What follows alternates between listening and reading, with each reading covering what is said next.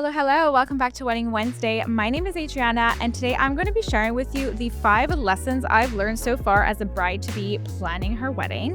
I'm also going to share some cool Bachelorette Pinterest finds, and I'm going to share a story of how this one girl bailed on her best friend's wedding. Without further ado, let's dive right into our episode. Welcome to Wedding Wednesday, the podcast that's about to spill all the tea on what it's like to plan a wedding from the bride's perspective. I'm creating the podcast I need to keep me sane and feeling less alone as I plan my own wedding. We're diving deep into the hilarious, messy, and sometimes crazy world of wedding planning and wedding horror stories.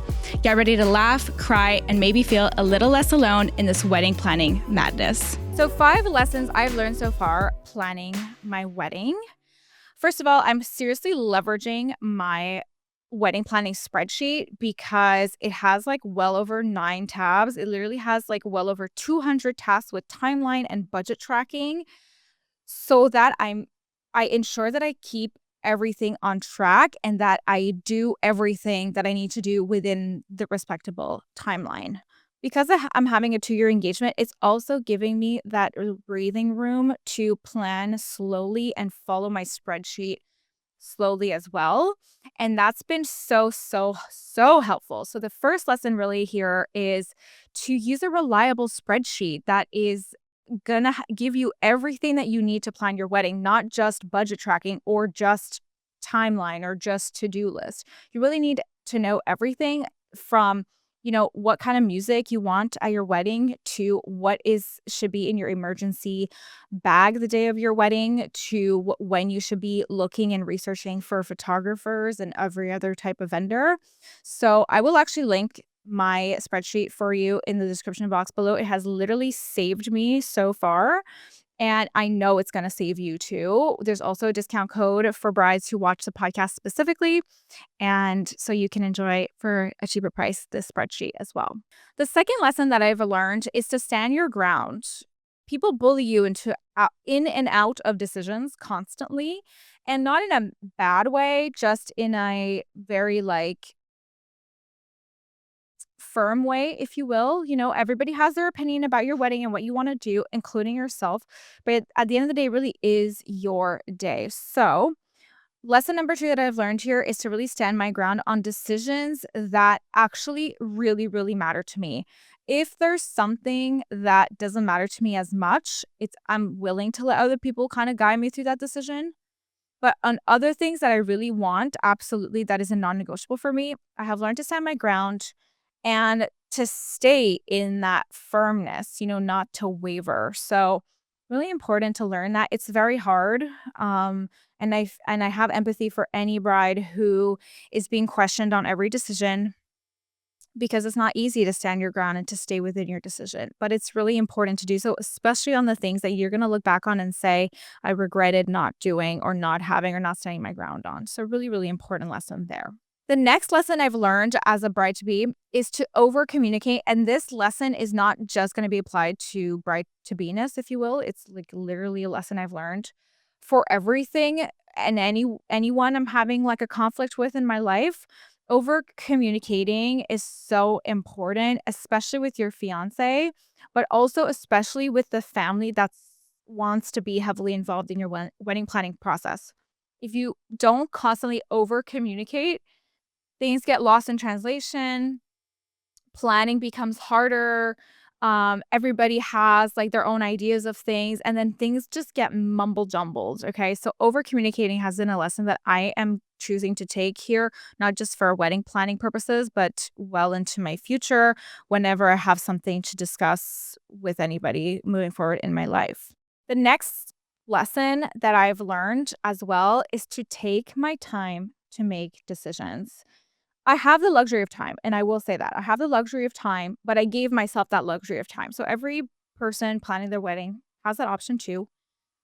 That being said, because of that, I've been able to take my time on decisions. So even if I feel I should be doing or making a decision in particular that is really key and really important, I take my time to make it because I want to feel good once I make that decision. I don't want to have to backtrack on that decision. So to give you an example, we took our time to choose between 2 vendors for the photos and the videos. And one of the vendors had put pressure on us, telling us that somebody else was also looking at our date, and the other vendor had not. I chose to kind of like reject her pressure and just sit with me within myself and speak to my fiance about which vendor was actually going to be the right decision for me. Looking back, once I made that decision, I was glad I didn't let any outside pressure kind of alter my decision there, because if I had, I probably would have gone with the vendor who had put the pressure on me just for fear of like literally because of FOMO. Like that's why they do that. Just I didn't want to miss out. So I chose to reject her pressure. And when I took the time to actually make my decision, I realized I preferred the other vendor anyway. And so we went with the other vendor. That one who had put pressure on us ended up getting that date booked anyway. So it all worked out in the end and it was meant to be the way it was meant to be. But really taking my time to make decisions has been key here. And I'm willing to take that time so I don't feel like I make the wrong decision. Same thing with the hair trials. That's why I keep doing hair trials, is because I want to take my time making this decision. I don't want to just rush into it and just finish with it. Even though some of these decisions do feel like burdens and tedious tasks, it's still important for me to take my time making these decisions. The next thing that has been a key lesson here is to keep track of every single decision, tasks done, a budget thing related that I've done, all keeping track of it. Of course, I use my spreadsheet to do this, but I'm literally making sure that anytime I communicate with a vendor, I I paid a deposit, I signed a contract that I'm tracking all those things so nothing slips through the cracks, and I know what I've done and what still has to be done. I don't wanna have to sift through, like, a million emails to find which decisions I made or how much I paid this deposit and whatnot, where the contract is living, things like that. So I set up everything in my spreadsheet. I keep track of everything in my spreadsheet. I mark complete once I've completed a task. I mark in progress once I'm in the process of doing some research for something in my spreadsheet. And so that's been really pivotal for making sure that I don't waste time looking back at like trying to figure out what I did. So keeping track of everything has been really key here. The last lesson I've learned is to not settle on anything. This kind of pairs with taking time to make my decision and standing my ground. Really, really important to not feel like I'm going to regret anything. So not settling has been really important for me and is a lesson that I urge anybody to take into consideration for everything in life too. This is another lesson that I'm going to be taking well past my wedding and into my future, because settling is never fun and it always backfires. I've never seen settling not backfire. So really important there too. Okay. I'm sharing here a few cool Pinterest finds that I think you should consider for your bachelorette theme that I've also considered for my bachelorette theme, depending on what we end up doing. But I just saw these on Pinterest and I thought they were really cool and I wanted to share them with you. So the first bachelorette theme that I've been really loving is the Italian That's Amore theme, where the bridal shower or the bachelorette is completely Italian theme. You know, there's pizza, there's really fun, maybe pasta. There's decorations where you see like tomatoes everywhere. I hosted a little dinner party in this theme at my house a few weeks back, and it was such a fun theme to put together. The tablescape alone was really cool. I got to put herbs from my garden on the table. I put fresh tomatoes that I got at Costco, like on the vine on the table. I got like a checkered red and white little tablecloth situation. I put some pasta in some vases. It just made it really fun. We were having pizza for dinner, so it was pretty fitting. And if the bride to be is Italian, this is a super, super fun bachelorette idea for them. This is a bachelorette idea that, you're leaning into more the decor of it. Like that's the theme, is more the decor of it. But you can easily find fun games that would seamlessly fit into that bachelorette theme. I could do a whole episode on games alone. If you want to learn more about bachelorette themed games, write it for me in the comments and I'd be happy to put that together for you. The next bachelorette theme that I'm literally so obsessed with, mostly because I love the movie, that is Mamma Mia, the Mamma Mia theme. I think this is really a fun bachelorette theme if you're doing a joint bachelorette. I think it's fun even if you're just doing a Bachelorette 2. You can put on all of the ABBA soundtrack on. You can put the Mamma Mia soundtrack on the whole weekend. You can have a really cool sparkly blue outfits. You can have some beach time vibes because the movie is all, by the water. You can have great food for dinner for some of the meals. This is such a fun theme. You can even recreate the scene where the girls are dancing late in the evening and then the boys come and they like hijack the girls scene. Really, really fun. So this is a cool theme. This is a theme that I'm actually considering for my own bachelorette, again, depending on what we end up doing. But I think that if you are Greek or just obsessed with the movie like me, it's really, really a fun theme to consider for your bachelorette. The last really cute bachelorette theme that I've been seeing all over Pinterest and TikTok, honestly, is the Princess Diary theme. So Princess Diary 2, where the Princess Mia, I believe, she gets married. And so you can base your entire bachelorette around that movie. You can wear a really fun royal styled dress. You can have the little tiara. You can do a really elevated, like English sandwich, like English tea meal vibes, with like cute little sandwiches and little pastries and scones. You can really go all out with this Princess Diary theme. And this is perfect theme for a bride who's very elegant, very royal, who likes things prim and proper, So another fun one to consider too. And you can really make it your own with different types of games and a variety of different, things that you can add in there. The decor itself too can be really fun. You can add really nice sparkly things around the room. We'll put up some pictures too to give you an idea of what this could look like. But I really liked this theme too, and could be really good, like I said, for a more royal bride to be.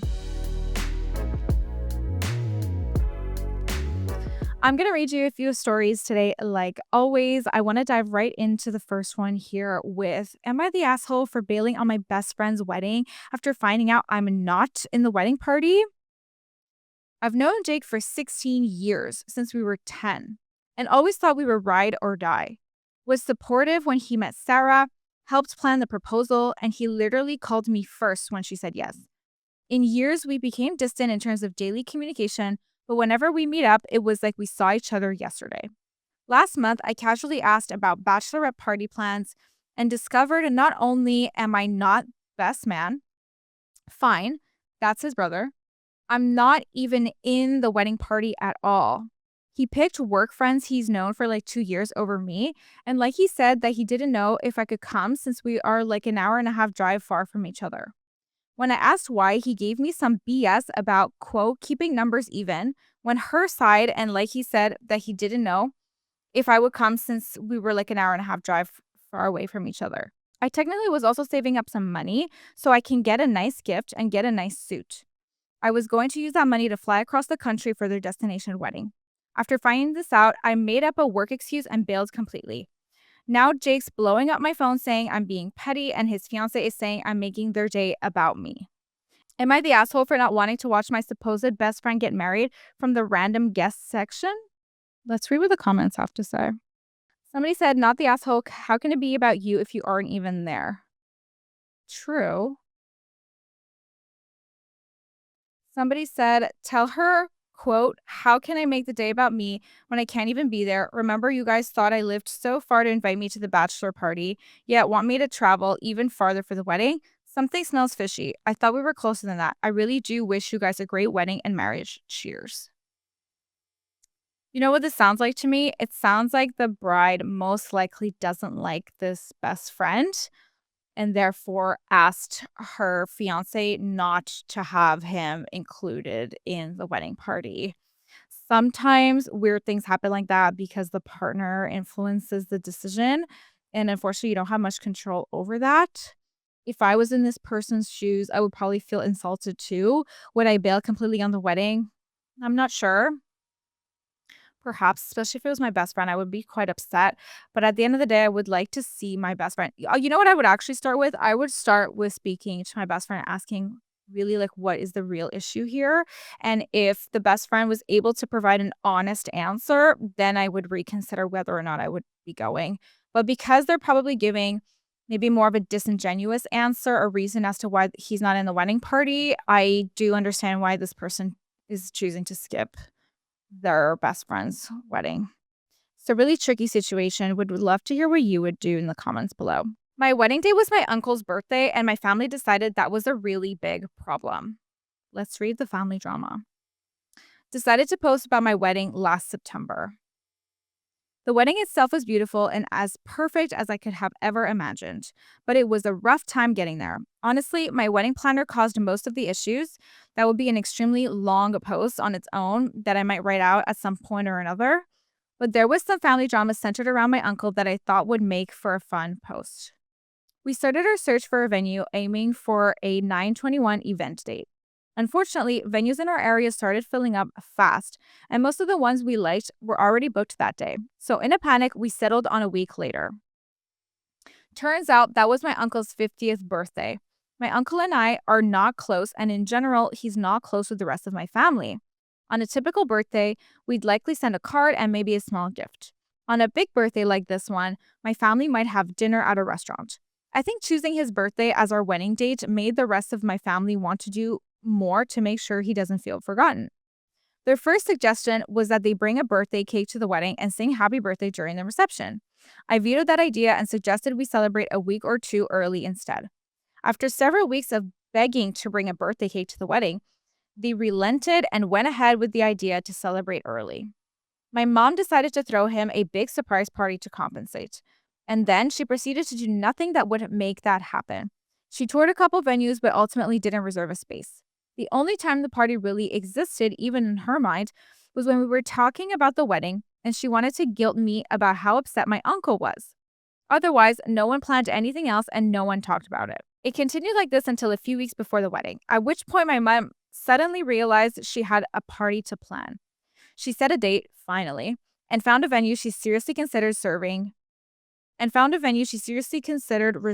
and it really felt like there was some momentum until, turns out, she had planned the party for when my uncle would be at work. Why didn't anyone ask about his work schedule? I don't know. Honestly, I think this whole thing was less about celebrating him and more about a perverse urge to humble me in some way. So when it came time to actually put any effort into the celebration, everyone's enthusiasm waned. But regardless of the reason, the party was off. The week of the wedding, I called my mom to talk about the schedule and finalize some details. That's when I heard that the party was officially canceled and she had returned to the idea of bringing a cake to my wedding. I once again said no, absolutely not. Her next idea was to use one of the rooms from my hotel block for a mini party after the rehearsal dinner, then give him the room for the night. Of course, the expectations was that I pay for the room. We were just under our hotel block minimum, and I wanted to be done with it, so I agreed. But when she showed up a couple days before the wedding, she had no decorations. No one seemed to know how or when they were setting up this party or who was going to be there, nor was there any effort made to figure it out. All she had was a cake. She planned to just go ahead and sing happy birthday during the wedding, despite that being the one thing I asked her not to do. She didn't say it directly, but she didn't have to. The day before the wedding comes and I get a call from my uncle. He's sick and can't come. I don't know how much I believed that, but I was kind of relieved. We ended up leaving the cake behind and the wedding went off without incident. Afterward, I asked if there was going to be a celebration later on. Of course not. We sent him a nice gift and card, and that was that. There's an edit. Edit. New section for all my wedding planner drama. It's long, sorry, but I can't make it into a separate post. Okay, so this is a separate story altogether. Let me just comment quickly on the uncle's birthday here. My first thought is, why isn't your mom on your side? You're the bride-to-be. We went to a wedding one year where it was my sister's birthday, and the bride and groom sang my sister, like they put on a cute little song for my sister, but nobody had asked and there wasn't a cake. Like nobody had asked them to do that and there wasn't a cake. So we thought that was such a sweet way to celebrate my sister's birthday without it being about my sister's birthday. It was still about their wedding. So if this happens to you and you're happy to share that moment, that's totally okay. And by the way, there's nothing wrong with cutting a cake for somebody at your own wedding if you're comfortable with that. If you're not comfortable with that, that's fine too. It's your wedding. You do what you want. For our engagement party, we happened to be celebrating 3 birthdays that day. So we also cut a cake for the birthdays that day. And we're more than happy to share that little moment. I think the concern here is that the wedding becomes about the birthday and not the wedding anymore. It's not the case. It really isn't. It's actually more, it's really nice to celebrate somebody's birthday at your wedding if it is their birthday. And it makes the event memorable for those people without it actually becoming about their birthday. So if you're concerned about that, I would say it's not too much to be concerned about. It'll still be about you and your wedding, not about the birthday, but it's a nice way to also celebrate the birthday. That being said, if you don't want, you don't want. It's you do you. You're in control of your wedding and you don't have to. And I think the suggestion of celebrating early or after the wedding is great too. Whatever makes you more comfortable, obviously. Let's read the new section about the wedding planner. I want to hear this. So we started to look for a planner once we had a date, venue, and caterer. I knew I wanted more than a month of coordinator because my job was extremely demanding at the time. So we looked around for planning/design as well as day of coordination. We stumbled upon the planner we'd hired and thought she'd be perfect. She offered both planning and design and focused on interfaith. Slightly less than traditional weddings, which is exactly what we needed. We hired our planner, let's call her Dee, about a year before the wedding and started talking about vendors and design about 10 months out. Dee owned the company and told us that she'd handle everything until about 2 months before the wedding, at which point we'd primarily work with one of the coordinators on her team. Honestly, we should have clocked it as a red flag that she wouldn't be our contact all the way through, but we assumed they had done this before and it would be seamless. Everything went really smoothly for a bit. We chose to work with a lot of vendors she recommended, and we coordinated on design, which turned out really well. The big hurdle was that we wanted a family-style dinner, which means that table decor would have to be reduced, though it probably helps that we also weren't big on spending on a lot of flowers. As a solution to both, she proposed that we order centerpieces a la carte from a local florist. Then they would separate the centerpieces into bud vases to decorate the venue. Perfect. Things started to fall apart about 2 months out when we were introduced to our coordinator, Jay. She had access to our conversations with Dee as well as all the documents. They had a meeting where they went over everything, and we had a meeting with her as well. Still, I noticed that she didn't seem really familiar with the wedding. For example, during the intro call with her, I offhandedly mentioned the partition we were using to separate the big venue into 2 subsections. She seemed confused about this and said that it might not be possible to do, which was weird considering it was set up like that when we visited and we had already put a deposit down for it. But I said as much during the call and mentioned she could find the invoice under the vendor in an aisle planner. She said she'd have a hard time envisioning that, so I pointed to the mock-up Dee had sent me and also sent her the video we took during our venue tour, which shows how it should look. The next day, we get an email. Jay had looked into it, and it turns out we would have to pay a vendor to put up the partition. I told her again that we already had and asked her to look in the aisle planner for the invoice from the lighting vendor. She sent another email saying that she couldn't find it. So I replied with the invoice from the aisle planner attached and told her to look for the quote wall drape line item. It was line 3 of 5. Things like this happened a few times. She'd get dates and times wrong here and there. Things that she should know, she'd draw a blank. It was never anything big, but it felt like I had to hold her hand, which is the exact opposite of the feeling I thought I'd get from a coordinator. Every day it was, actually, Jay, in the contract it says we have 9 hours with the vendor, so they will still be there at this time. Or, quote, if you look in the design spreadsheet in the aisle planner, you'll see that we bought these candles. Or, quote, in conversation with Dee, we made this decision because of these reasons. I started to get worried. Jay seemed unfamiliar with the details and uncertain we were getting closer. Talked to some family and friends about it, and they told me that if I wasn't certain about working with her, I should just ask for a different coordinator sooner rather than later. So I called Dee and asked if we could switch. Dee said that Jay was just being extra thorough and careful. I didn't really buy this, but Dee offered to change coordinators anyway. We get introduced to our new coordinator, B, and I felt relieved. We had our intro call with B, and things felt pretty good for a while.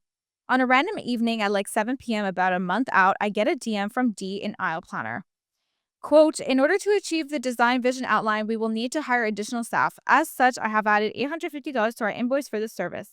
What? I called her that second.